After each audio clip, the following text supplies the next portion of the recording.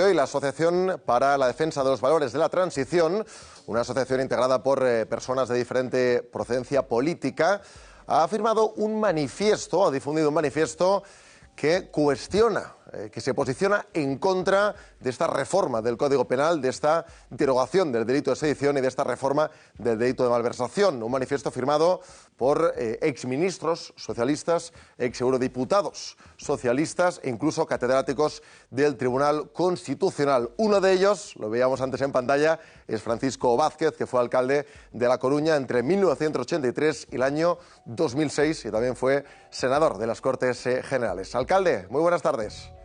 Hola, buenas tardes. Buenas tardes. ¿Por qué está usted en contra de esta reforma del Código Penal?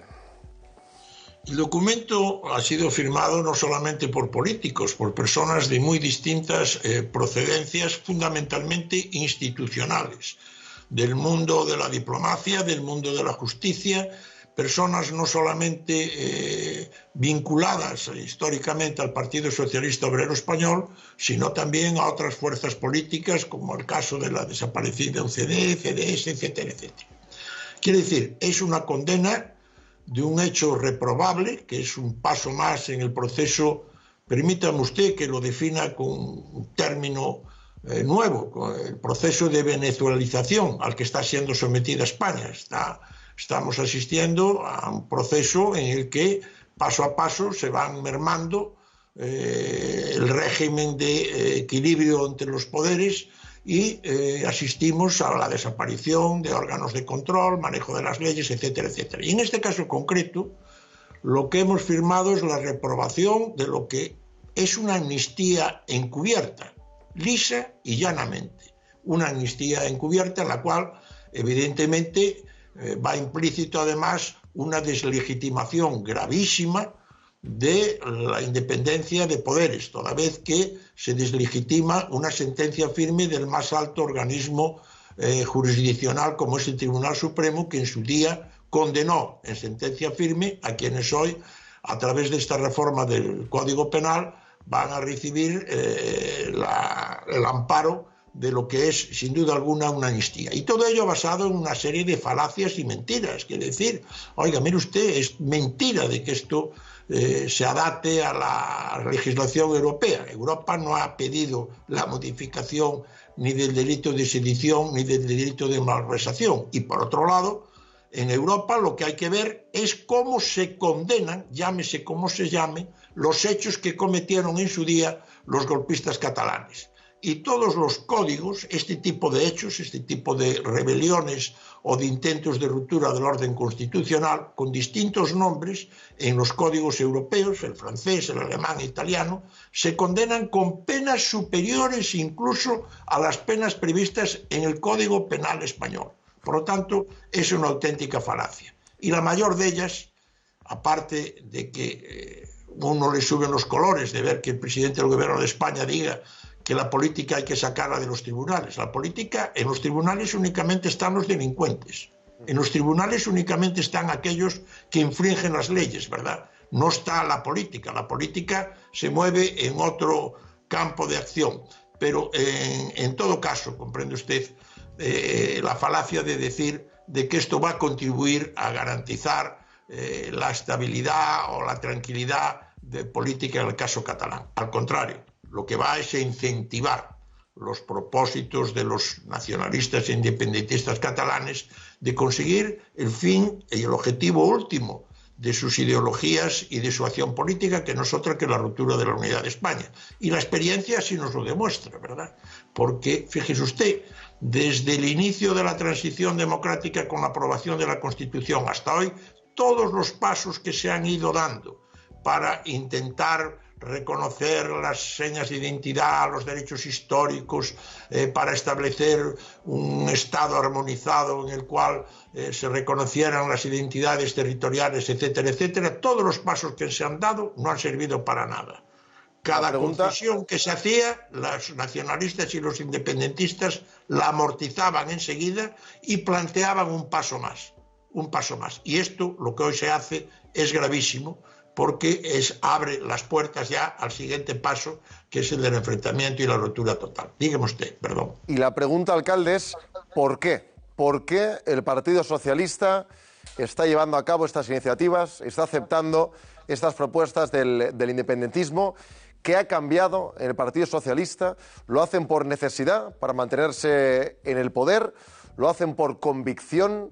¿Qué es lo que ha cambiado respecto al Partido Socialista que usted conoció y que usted lideró, concretamente en Galicia? No es que haya cambiado, es que son dos partidos diametralmente opuestos y únicamente hay que limitarse a las alianzas que hoy existen, que marca los compañeros de viaje que tiene el actual Partido Socialista Obrero Español y los objetivos e ideologías que comparte. Primero en un gobierno de coalición social comunista populista y después a través de una mayoría parlamentaria en la que participan golpistas, como es el caso de Cataluña, y lo que es peor, partidos que legitiman la acción terrorista y criminal de ETA. Por lo tanto, como usted comprenderá, nada tienen que ver uno con otro. Y evidentemente todo esto se hace por varias razones. Una de ellas, que es desde luego tremenda, es la de intentar mantenerse en el poder como sea. Pero también hay planteamientos ideológicos. No hay que olvidar que estamos hablando de un gobierno en el cual hay presencia de comunistas. El secretario general del Partido Comunista actual, que es un abogado, fue intermediario en la negociación entre los guerrilleros colombianos y el gobierno colombiano en Cuba, y él señalaba que el dinero del narcotráfico es legítimo cuando se destina a un fin vinculado a un proyecto ideológico de izquierdas. O era el caso que había antiguamente, histórica. Es que hay que acudir a la historia, por eso lo que se intenta es eliminar el conocimiento de la historia. Los anarquistas en España en los años 20 y 30 atracaban bancos porque decían que eso no era un delito, porque ese dinero se destinaba a la causa revolucionaria. Y esto es lo que se hace hoy en día, ¿verdad? Se indica que aquello que no vaya al lucro personal del funcionario o político, como es el delito de malversación, se considera que no es punible en ese sentido. Fíjese usted lo que se habla. Pero bueno, en todo caso, nada tiene que ver. Son dos partidos diametralmente opuestos. El problema y lo grave es de que se van dando pasos dentro de un proceso cantado y anunciado. No nos pongamos la venda delante de los ojos. Esto ya es sabido desde hace años. Esto obedece a un pacto en virtud del cual se ha conformado una nueva mayoría que tiene una serie de objetivos. El principal de ellos lo dice el que es candidato al Tribunal Constitucional, el antiguo ministro de Justicia: desconstitucionalizar España, llevar a cabo un proceso de desconstitucionalización que implique la derogación del actual modelo de Estado, que implique incluso, si no la ruptura total del modelo de unidad nacional, el establecimiento de un nuevo modelo territorial de carácter confederado, etcétera, etcétera, y la cambia en forma de Estado. Y eso es lo que estamos, ley tras ley, ocupando todos los órganos de control. No les extrañe de que haya esas tragaderas en la opinión pública. Es que a la opinión pública le llega un mensaje determinado por la ocupación que se ha hecho de los órganos estatales de información y control. Llámese el CIS, que es el que elabora las encuestas que falsea lo que es la opinión ciudadana, llámese Radio Televisión Española, que es el medio de comunicación oficial, llámese el Instituto Nacional de Estadística, etcétera, llámese incluso el CNI, el encargado de la seguridad. Todos estos organismos se ha provocado el cese o la dimisión de quienes lo dirigían, se han ocupado.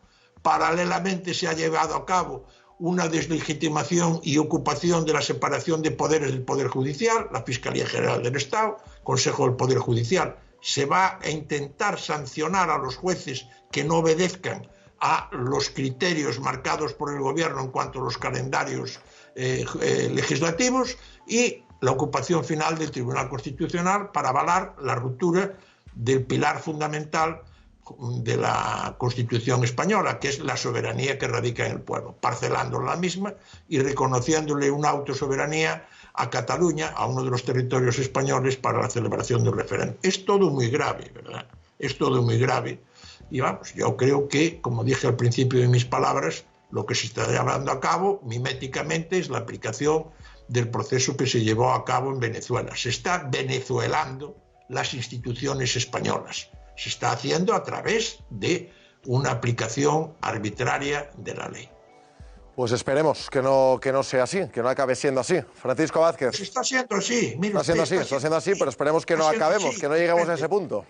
No nos engañemos, lo que pasa es que amortizamos y olvidamos. Hay en vigor una ley de educación, ¿verdad? Ya la hemos olvidado. Se está adoctrinando a los niños en las escuelas. Hay en vigor una ley de memoria democrática que restringe la libertad académica, que establece nuevamente una división de las dos Españas. Ya la hemos olvidado.